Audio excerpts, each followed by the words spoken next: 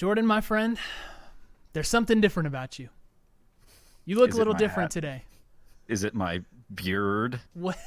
Your beard? What is on top of your head, good sir?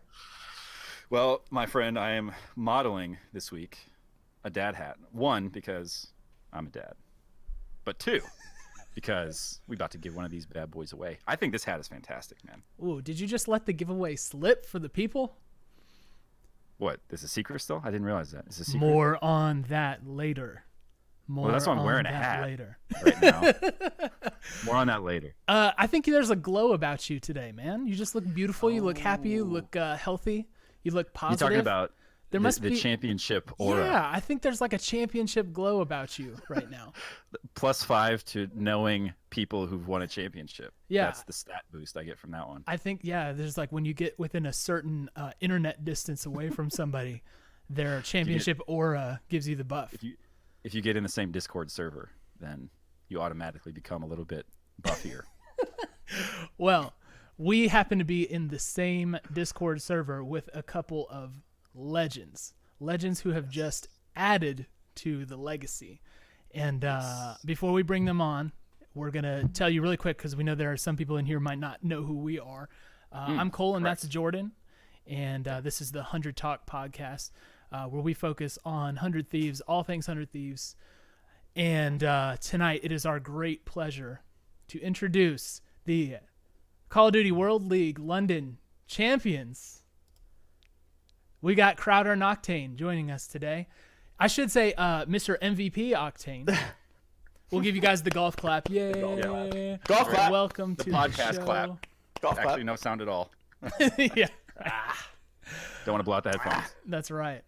And Was that a Bjergsen pun at the beginning? I was trying to get. We're gonna go backwards a little bit. Was that a Bjergsen pun at the beginning of that? It's he took in his off season, he grew out the beard, so I figured why not? In our off season, I'll try to go for the same, right? You're right. Yeah. Yeah. If it works for him, it's gonna work for our LCS squad. That's right. Anything at this point, gotta do what I can. Right. Oh. Well, fellas, it is a gigantic pleasure to have you here today, and we're looking forward to recapping London, because guess what? You got the chip. You said you were going to get the chip. You went out and got the chip. And now we're going to recap it up. the drama, the gripping We could story. roll the tape from the pre-CWL London pod we did, and I'm pretty sure guarantees were made, assertions were offered, and then you delivered. So yeah, consider it. It's not very often that actually happens. We can check receipts on this one, though. You gotta talk big going in. Even better when you can deliver on it. So Cole and I were glued to our televisions the entire time, and a fantastic performance all around, especially Octane picking up the MVP. So we're very grateful that you all have joined us again to kind of do some reflection, and personally, I'm quite excited to start getting hyped up for Anaheim, because I know that's what's up next, and I've got to imagine that there's a pretty clear favorite in people's minds, and 2-6 of it is sitting right here with us on the pod. So trying to go back to back. Shout out Drake. That's right. It's your responsibility when you have Drake on the advisory board. It's only fitting, right? Yeah, for sure. I can't say that yet. It's too early for that. All right, let's do this first, though. We've got our show started off really rooted in League of Legends and the LCS team for 100 Thieves. So we've got a lot of people in here who are maybe only mildly to moderately familiar with you guys. We had Crowder introduce himself, tell a little bit of his story last time. So before we actually jump into talking about London, we'll ask Octane to give us his beautiful, compelling backstory as to how he ended up in that beautiful seat that he's in right now. It's quite boring. Yeah, educate us, Sam. It just sucks. So I've been playing Call of Duties essentially my entire life. I played since the very, very first Call of Duty, actually. Yes. And I used to be like a YouTube sniper, and I've done everything in Call of Duty doable. And then my friend from when I was used to snipe and stuff like that, he hit me up to start like trying to go to events and things like that. And at first I was super against it, just because I didn't know about it, but I tried it out anyway because peer pressure. And I went and got just absolutely obliterated. Got dropped my first event. I was playing real well. So I went to a couple events in Black Ops 2 and Ghosts, and then in Advanced Warfare at the very beginning. I got my first top 12, and then just I kept going to events and things like that. And through the grace of God, I somehow made my way into the league. Methods, I don't know if you guys know who he is or anyone in chat, but Methods blessed me essentially, and he gave me a league spot in Advanced Warfare, and then from there I just climbed the ladder to Nade Shot. Funny story. In Advanced Warfare, we were playing a 2K, which is a pro point tournament. You play on the weekends at like at home. It's an online tournament. We were about to beat OpTic for the team I was on, and one of my teammates got hit off because back then the green wall was in force, and they would not let anyone beat him. So we got hit off, and I remember tweeting Matt, or he tweeted me like, "What's the holdup?" Because we were getting hit off and we were waiting, and I hit him with untag, and untag was a huge thing back then. I untagged him and he blocked me. And now I won him his first chip. Life is full circle. Yeah, that's right. Well, yeah, long story short, now I'm here. Yeah. It's safe to assume for that. Yeah, I untagged him and he blocked me. He was a different man back then. He I untagged one person. It took him 2 years to unblock me. Yeah. He's matured. He's come around since Life then. is legit. Life is full circle for that one. He's like, we got an AR slot open. I wonder who I know. There you go. Actually, I hit him up. No, okay. Yeah, so talk a little bit about that. How did you've played on a lot of different teams. How did you find yourself on 100? Well, I got dropped on my neck from OpTic Gaming. And then probably 30 seconds went by. I got the call that I was no longer going to be playing for the Green Wall. 30 seconds went by and I DM Matt and I was like, yo, I'm unemployed. Then, I saw you untag me. Yeah. I DM'd him no exaggeration at all. 30 seconds later, and he called me about 5 minutes, and then we talked back and forth a little bit, and I told him the option that I had from Jacob, who was the owner of Infinite at the time, or the CEO of esports, whatever, and went back and forth, and 2 days later I was on 100 Thieves. So. Well, aren't we all glad about that? Yeah. What a beautiful story. That's great. I'd say it worked out well for everyone. It worked out great For everyone but OpTic. They won their chip. Yeah. It worked out well for Yeah, them. well, They've now. won. So, We're in 2019, man. It's time. That's right. so do you have a similar? Matt's talked a lot about how good it feels for him when we beat OpTic. Do you have a similar feeling? When I beat OpTic? Yeah. No. The first time, yeah. Just because we got dropped or whatever. Right. But after, I think that's the sentiment in general is after the first time you beat your ex team or whatever. Like after that, the feelings are gone. Okay. So you kind of get over it. Yeah. It's not that big a deal anymore. I guess Matt's got a special history having played with them and for them for so long. Yeah, for sure. I think it's more of just because they're a really, really good team. It's fun to beat them, not necessarily because I was on the team. It's just like a good matchup every time. Yeah, for sure. It's a good sign if you're taking wins off the green wall. Yeah.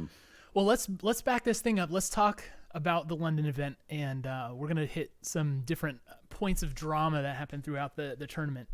And I wanted to start with the Reciprocity match because that was a very very interesting thing. I'll tell you, I was watching this while I was on the 100 Thieves Discord, so I was kind of in there chatting with everybody as the game was progressing, and leading up to the internet outage that happened. It looks like I heard something caught on fire. Actually, a fire. That's I think there was like a really? fire. Yeah, the ref came up and he was like something caught on fire regarding. Boys, the building's on it was fire. them Stay where you're sticks, at. baby. Them sticks were on It was fire. a small fire. Small fire. Don't worry about it. Yeah. Well, let me tell you this. So, technically, I think at that point we were still ahead, but it kind of felt like there was like a momentum drop for 100 Thieves, and kind of things were trending a little bit in the other direction. And in the 100 Thieves Discord, there's like this sense of like mild panic. Then there was the pause, right? And we restart the round, and it was like you guys just went out and crushed them. Like just ended it basically right there, made a statement, punched him in the face. So that begs the question, what the heck did you guys do during the break to get all hyped up? And Crowder, what did you say to these guys? I was vlogging. Yeah, Sam just pulled out the video camera and just started vlogging around on the stage. Yeah. And I don't think any of them even got out of their seats. I'm pretty sure you guys just sat there the entire Yeah. time and just talked. Because we Literally thought it just was went gonna be down on like a stage. 10-minute pause or whatever, but it ended up being like 45 minutes. Yeah, it was Well, when no the ref- joke. The ref told me, he was like, yeah, like I was told like the internet went out or something, like in the venue, and I was like, oh, we're gonna be here a very long time. Because usually when something like that happens, like it's kind of happened before. It takes forever to happen, but for what I didn't really tell them anything. I mean, they've all been in that situation, and the only thing you can do is just not complain about it and just wait until you can play again. Like they came out, I think the first time, if I remember correctly, you guys started out hot the first time, right? You guys had a pretty big lead. Yeah. You started slowing down, but you guys had like a set of streaks. We had two even though sets of streaks. Yeah, 2 sets of streaks. So it wasn't like they were in that game like really kind of getting outplayed. So as long as they just kind of came out and played their game again, they would have been fine. That's all. We were in a good spot to Yeah. win the map before the replay. Yeah. Like it was going into the hill that streaks are super impactful on, Mhm. and we had 4 of them. So Yeah. the game It was- just sucks I in those think we were up by situations. 20, right? Yeah, you guys weren't up by much. It sucks in those situations though, because no matter what team you're on, what side of the spectrum you're on, it's oh well, I was one from streaks. We're making a comeback. We had momentum. it never stops. Like you could be down I was 200 one to from 50. streaks. Yeah, someone's always one off streak. Someone's getting momentum to get a kill. They had a kill in the back. There's always something. So that situation for both teams kind of just sucks. But I mean, all you have to do is just kind of go up, not let it affect you, and just play your game. Yeah, I feel like sometimes you see that where they have to just try. I think there was a pretty famous one. It was in League, I think, last split, where there was just like a technicality, but the team was so clearly defeated. They were down massively, but because of the rule, they're like, we got to replay it. So yeah, that's always rough. Wait, that happened in the league last week. I don't remember what series it was, but there was like they were up the team that got reset on. There was like 240 to like 150 or something. Oh, The game was over. jeez. And then But they replayed it. Yeah, I mean they won again, but Yeah. That's usually how it goes. If like the team's better, you usually win it again anyway. Right. But Right. obviously it sucks because at the end of the day, like both pro teams that are playing against each other, like if they have like one hot start, someone gets a set of streaks that can change the momentum for the game. They can win a close match, and like that could have been a map you won. You know what I mean? So it's definitely something you just gotta kind of brush off and just keep going with. Yeah. Well, luckily it wasn't a derailer for us. And Is it true that there was a push-up contest going on? there was a shirtless, Okay. push-up contest. Shirtless. It was getting wild. So during the break, we were all like Chris said, we didn't get up, and we just look over, and the dude, like the host of the whole event, he was screaming. Everyone was screaming. I don't know what was going on. I just looked down, and there's just 2 shirtless dudes just doing a push-up contest. Were these like crowd No people? context. Yeah, they're just pulling up in the crowd, taking their shirts off, just ripping them off. Don't know what's going on. they were probably completely sober. Oh, for sure, easily. I guess. It was like 10 a.m., so I'm imagining it was over. Was this Maven, by the way? Was he the one? No, it wasn't. No. Not, it not was doing the not push-ups. Maven. So was he the one calling Oh, it out? no, it was, Neither, and he was I definitely not think doing it the was push-ups. Yeah, no, man.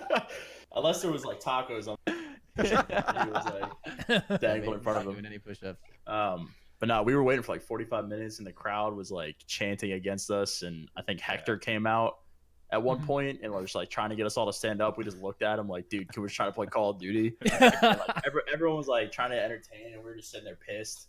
Yeah. So once it restarted, we were just like, all right, man, time to just beat him really quick. And that's We did. exactly what happened. That was wild.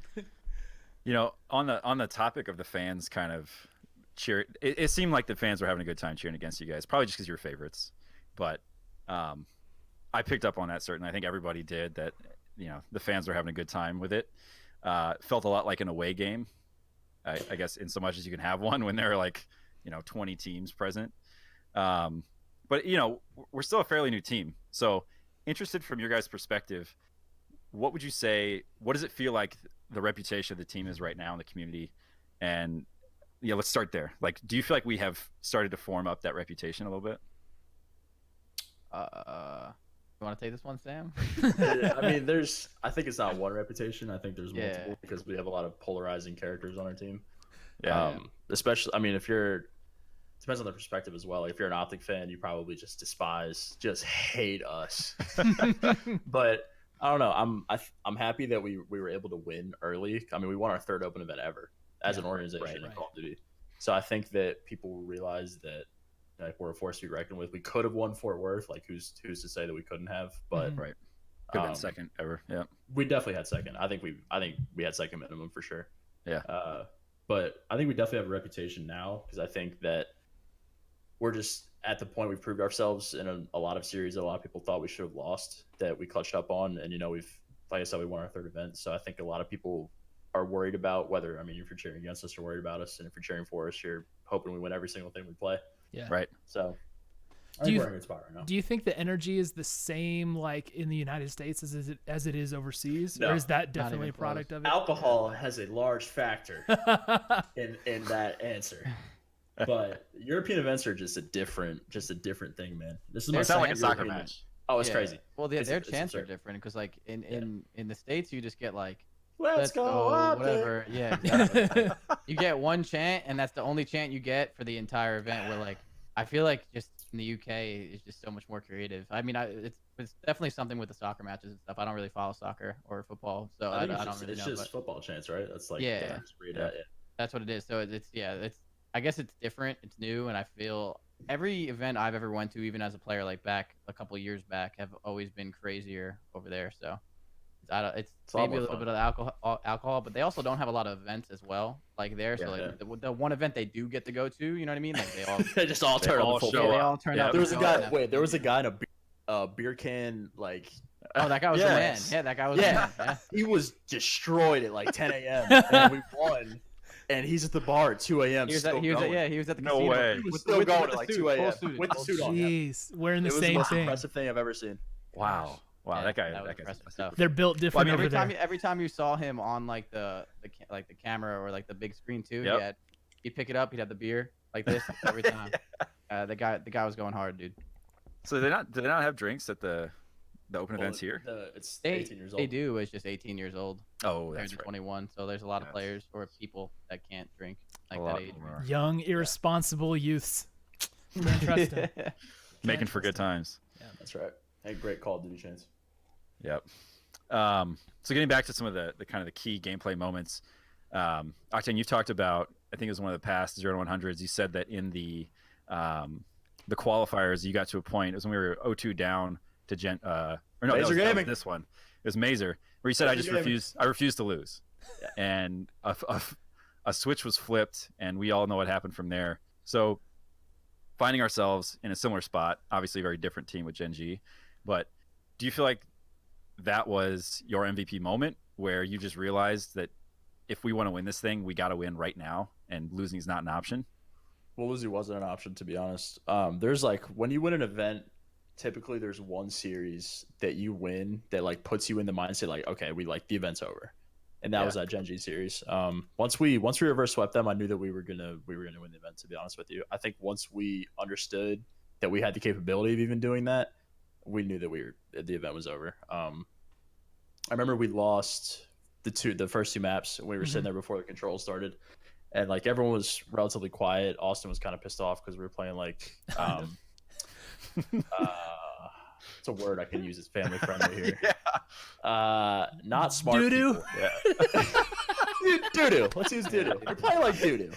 So Austin was a little upset, and I remember before the control started, I just looked at everyone. I was like, guys, I just refuse to, like, we can't.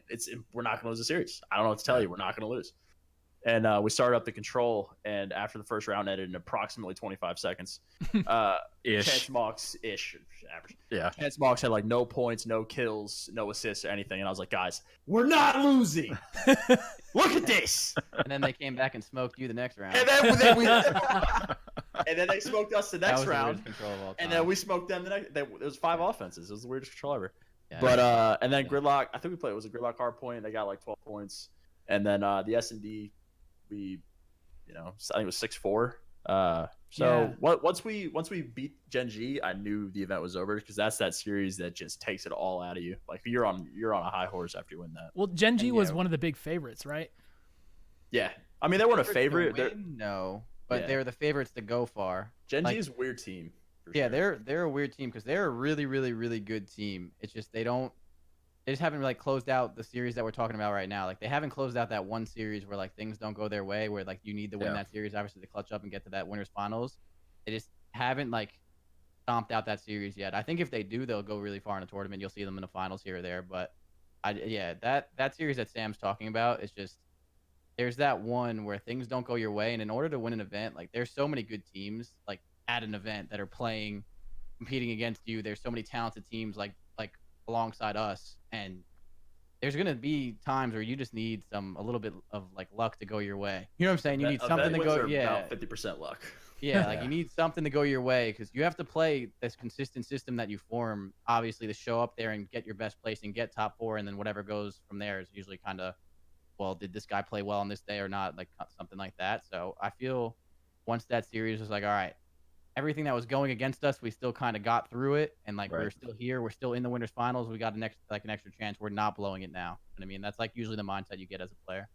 Yeah, It was a pretty come back to that, but keep going, Cole. Yeah, I was just gonna say it's a pretty intense thing to watch too. Like, oh my gosh, especially during that round 5. You know, there's the S&D. I think it was tied 4-4, and like Priesta pushes up and like gets 3 kills. And dude, like that, if you guys remember that play, like I was sitting there watching that, I was like, wait, yeah, these boys are gonna win. Our comps right there were hilarious. Did he tell you guys? Was he like, hey, I'm about to just run all the way after them? No. So they went A pretty much every offense except for like 1 or something, and I'm the one that usually plays A bomb on that map. So I was like, all right, guys, we should just hit out A street, like we just blind counter it. I remember Press was like, yeah, I'll come with you. I was like, okay.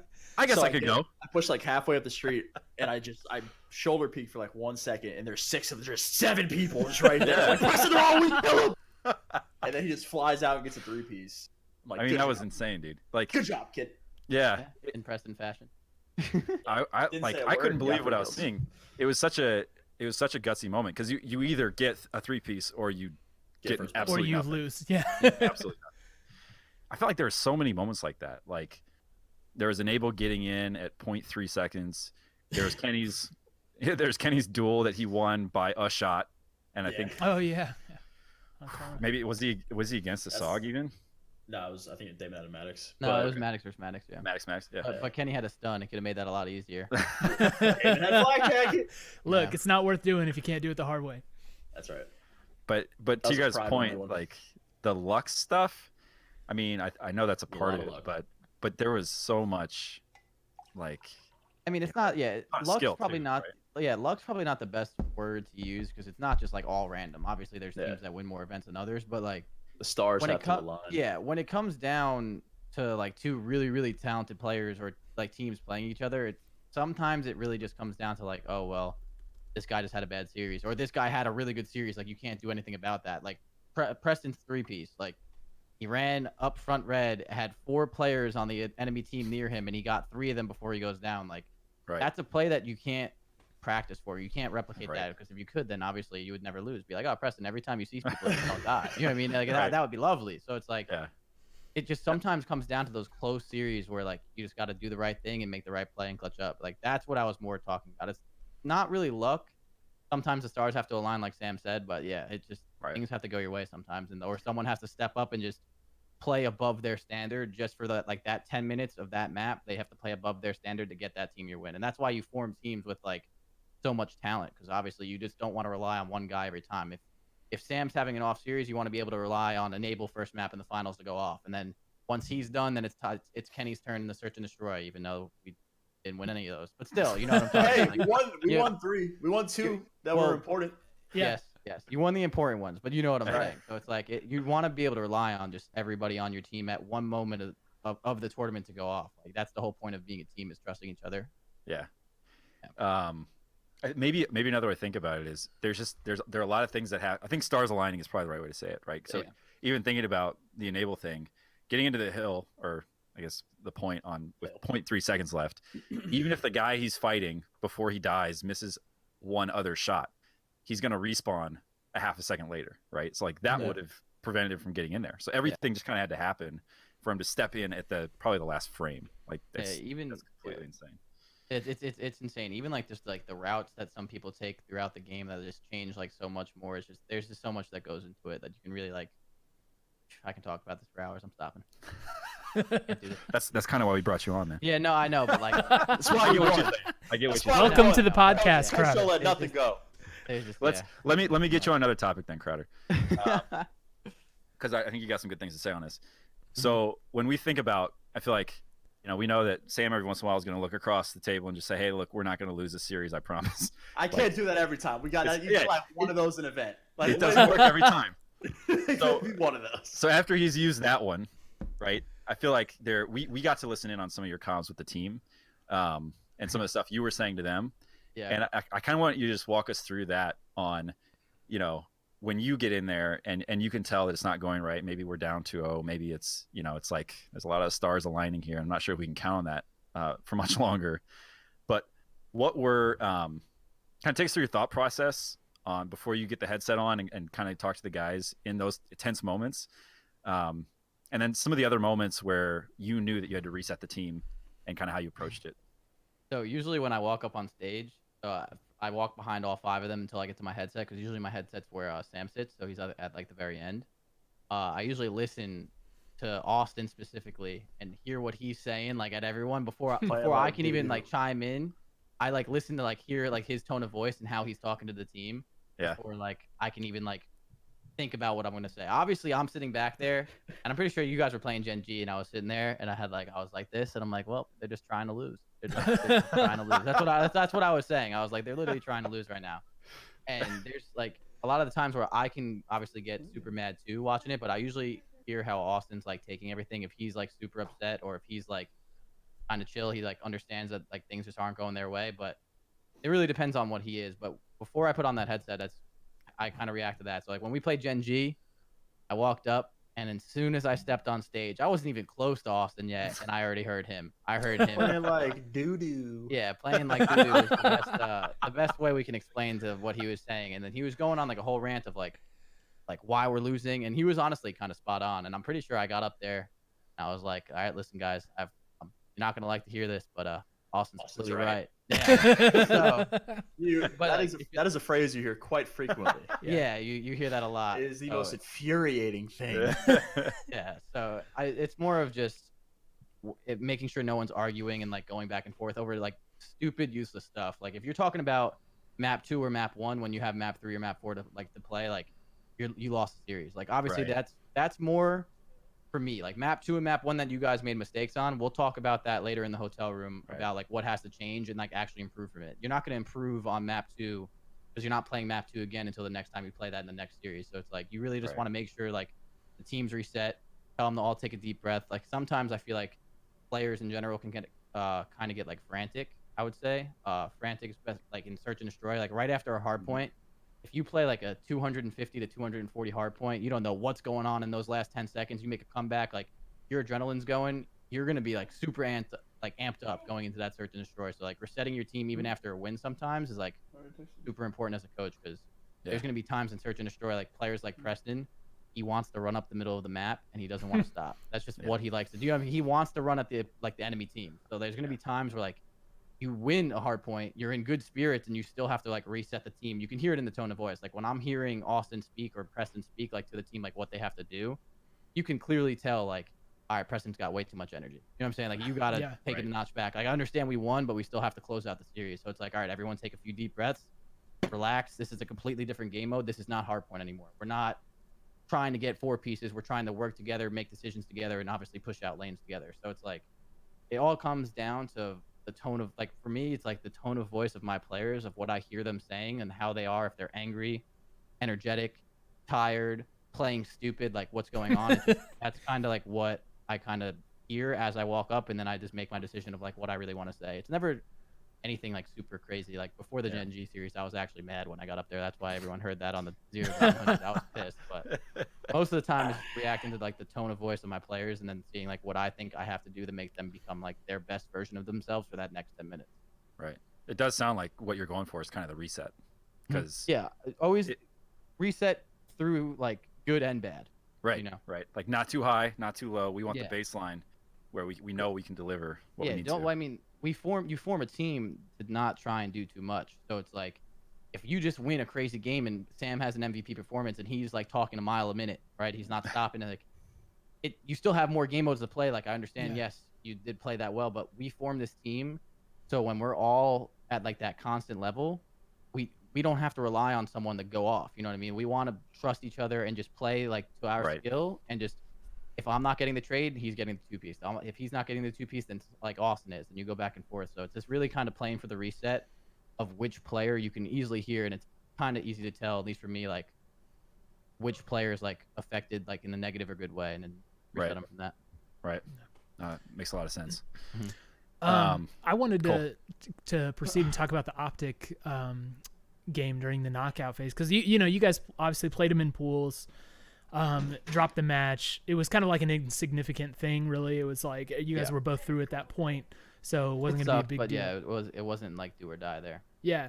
So was there like a little bit of gamesmanship coming from you guys, like playing that match differently than you actually played them in the knockout stage? Or was it just, because the environment was different, you guys were able to play in a different way? Or can you shine some light on what was the difference between your match against them in pools versus knockout? I think it was just the overall intensity of the team in general. Like, we knew that we had winner's bracket in the bag before we played them. So I think we used the pool play series as, I don't want to say practice because that's the wrong word, but as like a dry run. We'll call it dry run. Yeah, like feeling them out a little bit. Both teams definitely wanted to win that match. Yeah, like no one showed up on stage and was like, like we didn't lose and like go back and like pissed. Like we lost. We're like, all right, we still have winners bracket. Probably gonna see the winners finals because they're on the other side. So we played that series and we picked maps that we knew not that we were bad at, but maps that we knew that they were better than us. I want to say, just to see how we could stack up. Like we knew if we played their best maps, we want to see what their best performance would be. And we lost the series. Like I said, we weren't upset about anything. Like we went back to the hotel and the matches were close too. We didn't get blown out except for I think second map we got smoked. Well, yeah, but we don't talk about it. It evened out. It evened out. Yeah. But then the winners final, that's when things really kicked in another gear, and we understood like if you win winners finals and you lose the tournament, like you suck. Like you have 2 best of 5s. You have every advantage in the world to win an event if you win winners finals. So we knew what that meant for both of us, and I think by the grace of God and a crazy Arsenal control, we ended up winning. So I think it was just the overall intensity of both series was the difference maker for sure. And I think was that match also played like after all the pool. That was like the last pool play match, right? Yeah, that was the last match. We played a bunch of matches that night. Yep. It was like, and it got delayed because of the whole reciprocity thing where the internet went out. That was the last match I'm in. And I think, it was still a close match. Both teams. I think this just kind of happens when both teams play each other. There's just going to be some times where some of them are just going to have a really good series. I know Naval had a really bad map. We ended up winning that map, but like it was just some players just played good. Like OpTic obviously just played pretty well like during that series. Yep. Octane, you said that we don't talk about that series. But I kind of want to talk about that series a little bit.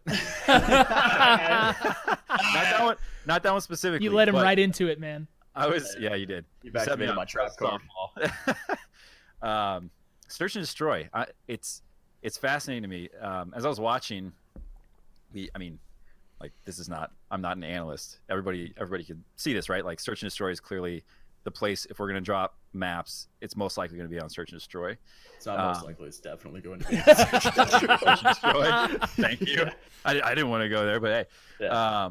So as a fan watching, the thing that struck me so much is I would watch us in gunfights, losing fights that I knew we would win if we were playing a respawn mode. And so I'm really interested to get perspective on, just like as a player, what is it about playing S&D that we know, or maybe it gets in your head and you just know that if you don't make that shot, you're not going to have another chance at it. But like, how does that impact from a gameplay perspective when we're in these clutch situations, or not even clutch, just like I'm on a 1v1 and I know that I'm not playing like I would if we were playing hardpoint. Yeah. Well, the main reason I think that we're not as versed in S&D as we are as Respawn is, number one, it's a confidence thing. I think that in Respawn that we know for an absolute fact that we stack up better than 95% of the teams. And I think that our teamwork and our communication sets us above. It's not even that we have incredible shots or, we just pick better maps. It's legitimately just our teamwork and how we maneuver around the map in Respawn. Mm-hmm. And I think in S&D, when the game slows down, it's a lot more methodical. and one mistake loses you a round, whereas you can make a couple and recover and respawn.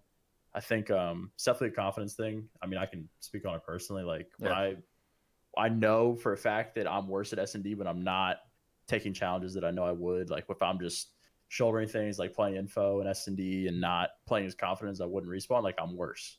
Right. And if I go and I just square up with a crazy 1v1 that's like 50-50 and I win it most of the time, like that's a better way to play for me personally. But I think their teamwork and the confidence in S&D as compared to respawn is definitely our number one problem. And I think that just comes with reps. We have the league coming up in Columbus.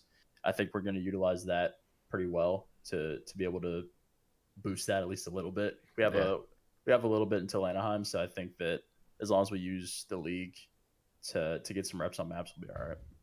I mean, I think the whole S&D thing kind of got blown out of proportion just because of how well we like. You know how many S&Ds we lost to Fort Worth? Yeah, 1. That's what I'm saying. So wow. I mean, don't get me wrong. It's definitely we played like absolute garbage. Like, and what was our S&D record? Like 3-6. Yeah, I That's don't not know. even terrible. Like we lost. That's Okay, it's bad. Okay, shut up. we got It's embarrassed. bad. We got embarrassed. That was bad. I don't want to bad. hear it. It is bad. But What? there's no but. So It's just let you finish that. There's no but. but It's not great. so it's like we were not like everyone said like kind of like making us as like this notoriously like bad S&D team all of a sudden because of one event. We were good at Fort Worth at S&D and in the league too. We were a pretty good search team. Like we weren't stellar. We weren't top of the line. Like obviously like there's going to be teams that are better than us at search, but we weren't that bad at it. I think it more just came down to the confidence. And honestly, with us being pretty good at search, we focused so heavily on respawn because we really wanted to make sure we started up series 1-0 because that's so important. Like especially with a lot of players. We were terrible at respawn when Chris and Preston joined the team. Exactly. So it's like we were starting like map 1 of the POQ was an auto L. Yeah, you're like, 0-1. Yeah. Yeah. And no matter what, you're probably either down 0-2 or you're 1-1. You're still not in the series. So it's like when I first joined, we wanted to make sure that stigma was gone. Like we're not starting down 0-1 every series anymore. It's unacceptable. It can't happen. It's hard to win events if you're starting down every series 0-1. If you win an event like that, the stars aligned and more. Gen G. You know what I'm saying? Like it doesn't happen that often. I won an event like that last year where like we weren't that good at hardpoint, but we never lost the game 5. But like you don't want to have to rely on that. Right. It's not a consistent factor. That's why we got 12th the next event. You know what I mean? Yep. So it's more we weren't that bad of an S&D team beforehand, and I think us hyper focusing respawn with us knowing that we're pretty good at search, we didn't get the reps in that we should have, and like obviously it caught us off guard and it kind of snuck up on us and it hurt us at the event. But I don't think that will happen again as long as like we just keep on. If we play S&D the way we were before Fort Worth in the league, I think we'll be completely fine. But I don't want everyone to just kind of come out and say like, oh, this team's terrible at S&D, like they're notoriously a bad S&D team. Like we were not a bad S&D team until that event. And yeah, that weekend we were bad at S&D, but it's very fixable stuff. And I just feel where we haven't even been a team long enough to be good at anything or bad at anything. You know what I'm saying? We've only been to 3 events together. Like we can't be considered, oh, they're just terrible at search. It's like we've shown this team with me and Preston on it have went to 2 events together. How do you do it? We've only played. Wait, we only played 2 events. Yeah, that's what I'm saying. So it's like, very hard to. It feels like we've been like team a team terrible at S&D. So like I don't want it's like not written in stone. Fans to like just write it off that we suck at S&D. Like in 4 months from now, if we're still going 3-7, like obviously that's a huge issue, and like hopefully we don't let that happen because that would suck. But like we're gonna put the time to make sure that happens, just like we put the time to fix hardpoint. Everything is fixable. That's the whole point of obviously having me and other players and talk about things and figure it out. But I just feel like right now it's too early in our team where I feel in COD like this always happens because it's such a quick season that everyone just like makes this statement about like if we were a team for like 2 years and we haven't won searches. I just think it's getting blown out of proportion a little bit. We're a good team and we can fix those issues hopefully, and that's like what we're going to be working on obviously in practice. Well, and you've already clearly addressed one of the issues, so yeah, I'm gonna give you a chance on that one for sure. Yeah, and I think it's interesting to hear you guys talk about your mentality on it because like. I obviously you guys are saying, yeah, we had like some issues at this event, but it's not a problem that we're going to be worried about like going forward. Like we can fix it, whatever. And the proof is in the pudding actually when you pay attention to it, right? Because in the grand finals up against the United, you guys lost an S&D 6-1, right? Like it was like not close, and it still never felt like that match was in their hands. You know what I mean? Because like you guys come right back and just win it. And I think that speaks a lot to the resiliency that you guys have built up with whatever mentality you're adapting with this thing. It's like, oh no, this is not really a huge problem. It's a small problem. I mean, to me, I would have a hard time coming back from like a 6-1 defeat in a round. I would feel a lot more hopeless. So that's that championship mentality coming out. So good on you gotta guys. have a coach to reset you on that one, Cole. You gotta get the Yeah, coach. yeah. I told you. Look. This podcast is an excuse for me to get Crowder to be my life coach, and I just need you to be in here. Yeah, bring the Goach into my life. Help me fix my own personal problems, man. I'm getting 6-1 every day at work. I need some life coaching. Get 1v4 6-1 to work. That's not what I want to hear, man. Hey, Kristen, just come in and clean it up. There's a new podcast idea for you, Crowder. There you go. the life coach. Yep. The life We coach. Austin also has a good point. Austin said we also only played other teams that are really, really good at S&D. Yeah, we played teams that are good at S&D, and not only that, people also forget we are the first seed in that tournament. We were, so we picked the first hard point. They picked the first search. Every search we were playing, which regardless, I still won't make an excuse because this is like you have to be a well-rounded team to win events consistently. So once again, I'm not making excuses of why this still has to be fixed. This is not like an excuse mentality. Like this still is unacceptable to me because in hardpoint we did it. You know what I'm saying? Like we were really good at both hardpoints that we played. But the team is picking their best search and destroy in the map pool. So like we're not even playing like the search and destroys we technically want to play. We're playing the other team's best, like their pick, like that which would be usually our weakest and their most favorite in the map pool if they're doing their vetoes right. So it's like it's not also that we're some historically terrible search team all of a sudden because of this. We're not really. We were winning a lot of our series 3-1, and that map would just happen to be their map pick. And like most of the time, like the other team should win their map pick. But with all that being said, this is still not an excuse because we won a lot of map 4s as well, which was the other team's map pick as well in hardpoint. We were just a better overall hardpoint team, so there's still always room for improvement.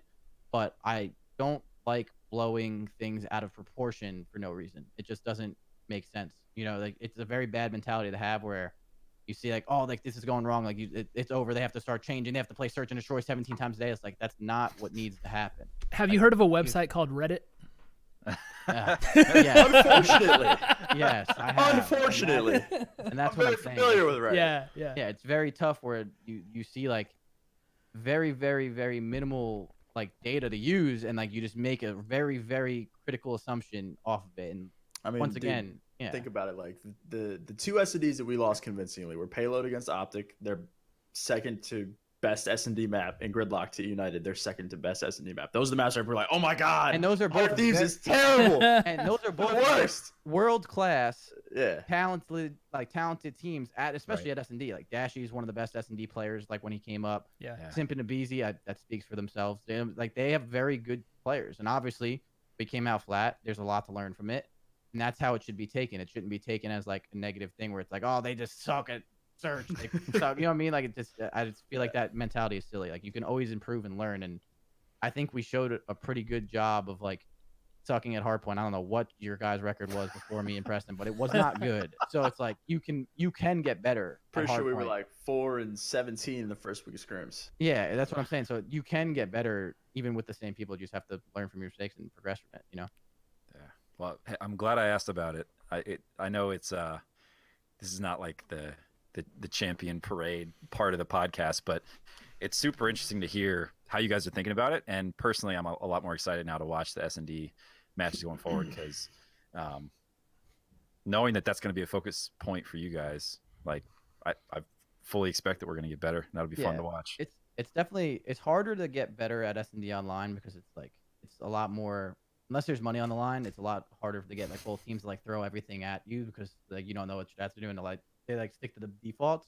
Yeah. But I think going into Anaheim, the league matches will help our search and destroy. And I think having like those league matches and then Anaheim right after, if I could take a guess, we're gonna learn a lot from these matches, wins or losses. We're gonna learn a lot from them, and then we're gonna get better at them. And then going into Anaheim, I think we should perfect our craft. Like that should be the idea of like going into Anaheim for me at least. If we put the same amount of time we put into hardpoint to get better as we do in S&D, just like learning at S&D, we'll be fine. Yeah. Yep. I just don't want to have that mentality yet of like, oh, like this problem is just unfixable. feel like game 2, chalk it. Don't even play it. yeah, Sam just goes downstairs, goes to the bathroom. He's What's game chilling. 2? Oh, Yeah, game yeah. 2? Oh, no. Just give it to him. Just give it. What's control? Oh. Yeah. Let's just skip to that. Control Vito? Well, speaking of Anaheim, let's move on to that event because the trophy looks good in the hardware case. I want to add to it. I'm sure this is our chance to do that. So, other than us going in, I'm expecting we'll be the number 1 seed. I'm just going to go in with that assumption from now on. Which teams do you guys have your eyes on? Yeah, forever. As potential threats to the throne here. OpTic and United. So you thinking grudge match? I don't think there's anyone. I mean, Envy maybe. I feel like Envy could make a run. They got top 4 at London. I think they're a team that's definitely a dark horse. But I think outside of that, I don't really see anyone that's going to be too crazy. I mean, this is like such a PR statement that I'm about to say, but I feel like every team is just as equal to take to rival the throne in a sense, just because there's so many talented teams. And once again, all the teams that Sam just said, Gen G is still very good. They can beat you in a Call of series. Duty's so day to day, man. Yeah, it comes down to showing up when it matters on that day. So every team that is in this league can beat you. I'm pretty sure we lost to Midnight when they were doing terribly. Yeah. You know what I mean? If you show a sign of weakness, you will lose. It does not matter how good, how talented, how prepared you are. If you go to an event and you think there's only 2 teams that can beat you, you will lose to the team that you don't think is going to. But I feel this is not really a team that I think can rival the throne because I think they're amazing. And what I just said, there's a lot of teams that I think can. So it's more of just not taking anyone lightly, period.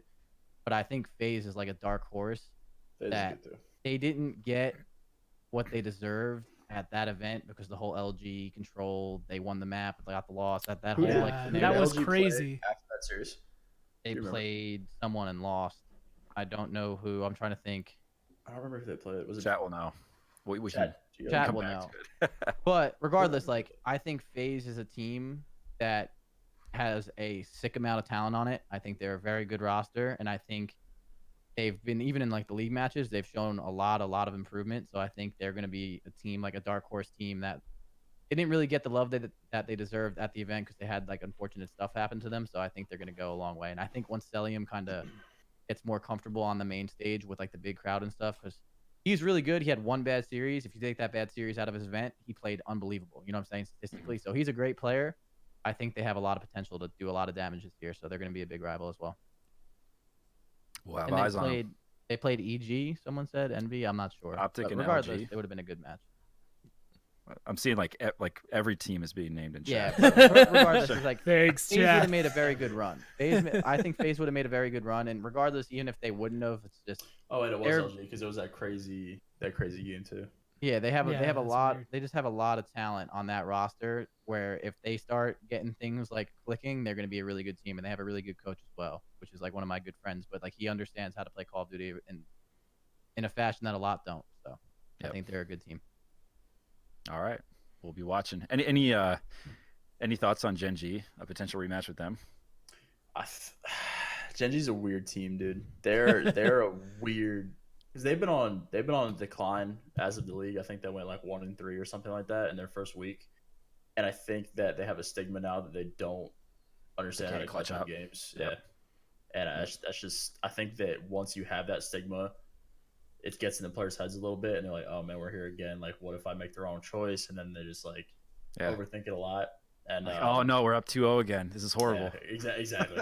Oh god, we're probably gonna lose now. Yeah. So I think Gen G's a really weird team. If they get it to click, they could win events. I think that they're a team like Elevate from Black Ops 3 a long time ago. That was a group of players that weren't associated with winning and being superstar players, but they had incredible teamwork. And I think that's Gen G. None of them have ever won before, but they worked really, really well as a team. And I think they're in a weird spot right now. If they get out of their funk, then they could easily contest for a grand final or something like that. But right now, I think that they're in their own heads a little bit. I think right now it will really show the mentality of that team, whether or not they can get over that hump. What Sam just said. Right. I think if they do that, they're going to be a great team. And I really think Major Maniac, for example, this is his first year. Well, first and a half year he played in World War II. Obviously, he was kind of more on the come up during that game.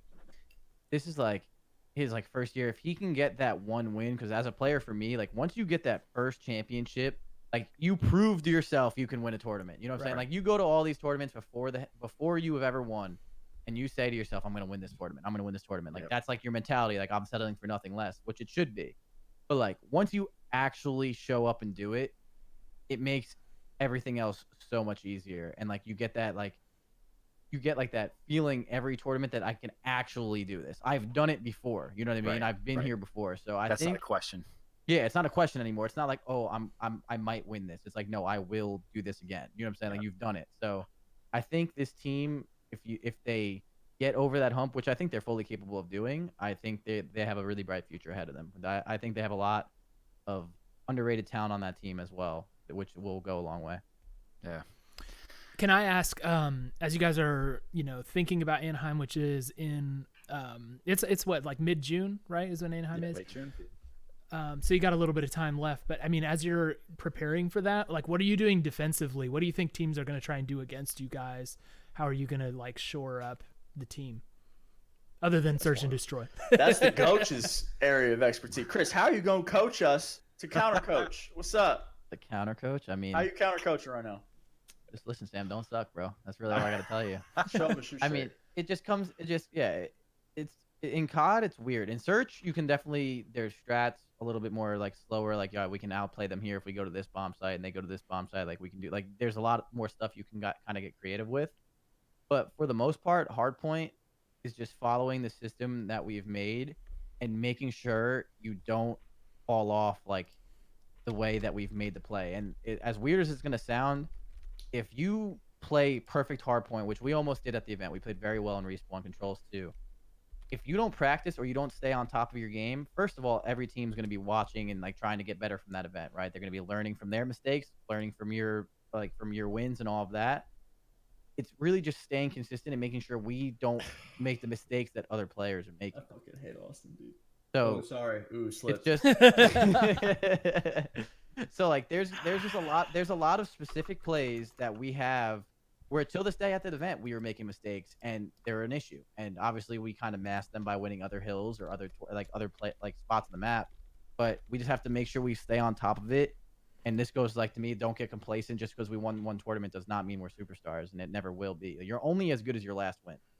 Like you don't want to be that team that's like, oh, we won 6 months ago. Like no one cares anymore. You know what I mean? That's Like 8 you months want ago.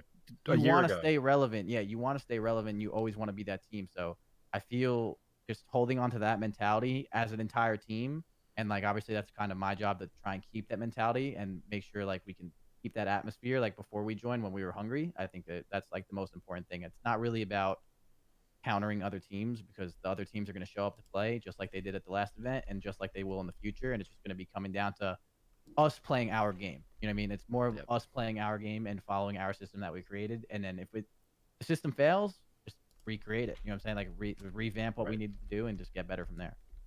Yeah, that makes sense. Let's see. We got about 5 minutes left, so I want to get a couple of super important questions. Time has flown.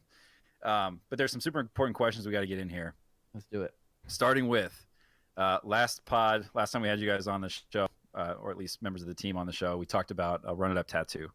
And I think Octane, I know you've been talking about getting some work done on Twitter. And they've got some good work already. Can we get an odds update that by the end of the season, at least one member of the team has a Run It Up tattoo in some form? Neck tat, otherwise, whatever you think. I know Matt is on the fence about getting I know one. Matt and Ian or Enable. Yeah. Wait, Ian's definitely getting one. Well, because the thing is, too, is like if you his don't brand. have tattoos, it's like my first tattoo is not going to be a Run It Up tattoo. It should be right on your cheek. Yeah, see, like it's probably not going to be that. But if I already have I think tattoos, Austin might need to get a run. Kind of guy would get a tattoo, right? Yeah, yeah, definitely. Super chill, super level-headed, down-to-earth kind of guy. Doesn't get mad at anything. He sounds like he'd get a run tattoo. Yeah, no, if it was my guess, it would definitely be either Enable or Matt, just because Matt, like Nate Shot, he's the CEO. Like this is his, or you know what I'm saying? This is him. Yeah, you know what I mean? Like so. This represents a huge part of Matt's life, which like I can totally justify like something of the sort, like 100 Thieves or Run It Up or anything of that brand on like in a tattoo, because that represents you. This is a big part of his life. You know, this is his baby. where Enable, it's just Enable, and he has tattoos already, so he might just get another one because it's Enable. You know what I'm saying? If you What's he got to know lose? Ian, if you knew Ian, you knew exactly what I just said. Sam knows. It's just Ian. It's just what he does. So like, I think those two are by far the most likely to do it. Yeah, there's an NBA player with a 100 tattoo here. Cole, you probably know who I'm talking about. No, I don't There's actually. an NBA player that has the GT cheat code jet. Yeah, that's hilarious. That is amazing. Like the up, NBA down, players left, are- right, bumpers, Yeah. triangle, circle. Yeah, he has that all just tattooed across his whole back arm. It's great. Dang. So he never forgets. Exactly. You got to remember that one. That's important. Exactly. All right. Next important question. Octane, word on the street is that you are a diamond level league player. And for those who are not familiar with League of Legends, that is top 4% in the server. Is that So actually? that is actually. That's disgusting. So question for you now God, is, diamond people suck. how is that even possible that you are getting I play too much League MVPs of Legends. on the weekend I play and, way too and much League of Legends. top 4%? Like, To be honest, I just play way too much League of Legends, dude. I've been a League fanatic about the same time as I've been a Call of Duty fanatic, a little bit less. But League of Legends is something that it's like my second esport. It's something that I've watched, played, and been passionate about since season 2. I was a 100 Thieves fan of the League of Legends series before I was even on the organization. nice. Yeah. So Worlds, baby. kind of like full circle, just worked out. So Yeah. Getting to go to see the matches in I went to LA. see them play FlyQuest. Unfortunate L, but I got to see Viper play Riven, so that was dope. But Yeah, I remember that kid. yeah, no, with I've great consequence. He played Riven. he played great. He played absolutely incredible. It's terrible to hate it at all, but he played great. No, I just love League, man. I can talk about it for hours and hours. Well, we do have another podcast, so if you ever want to chat League, You have to join us on the let league. me on. I'll come through. all right. Let me know.